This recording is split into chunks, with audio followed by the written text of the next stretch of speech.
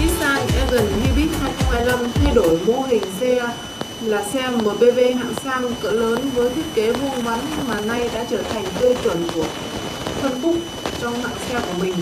Nissan Hybrid 2025 sẽ áp dụng thiết kế đèn chạy ban ngày LED xuyên suốt và sẽ được kết nối với đèn pha. Với logo thương hiệu phát sáng, cảm giác công nghệ được tạo ra tốt. Lưới tản nhiệt phía trước sử dụng thiết kế dạng tổ ong, lưới tản nhiệt phía dưới sử dụng thiết kế dạng biểu ngữ vẫn là phong cách thiết kế truyền thống. Thân xe được trang trí bằng nhiều đường nét sắc sảo, khu vực cửa sổ được sơn đen phần lớn để tạo sự tương phản với màu sắc của thân xe. Các đường viền cửa sổ mạ chrome cụm đèn sau tạo cảm giác thành dải sáng gần với thiết kế ban đầu. Bộ mâm hợp kim nhôm được đánh bóng giúp hoàn thiện vẻ ngoài sang trọng và hấp dẫn.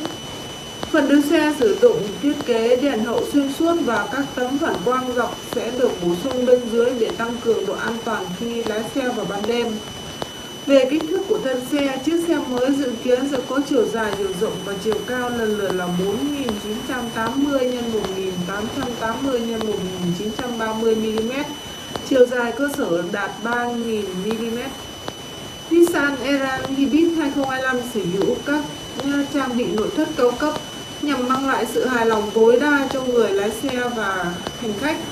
Bước vào xe, bạn sẽ bị hấp dẫn bởi những chiếc ghế đa năng chất lượng cao, đủ thoải mái cho 7 người lớn.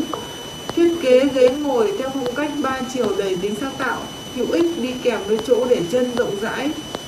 Nội thất của xe hiện đại với màn hình kép 12.3 inch và dịch vụ giọng nói Amazon Alexa tích hợp do Amazon cung cấp. Xe được trang bị hệ thống kết nối thông tin giải trí toàn diện Nissan Connect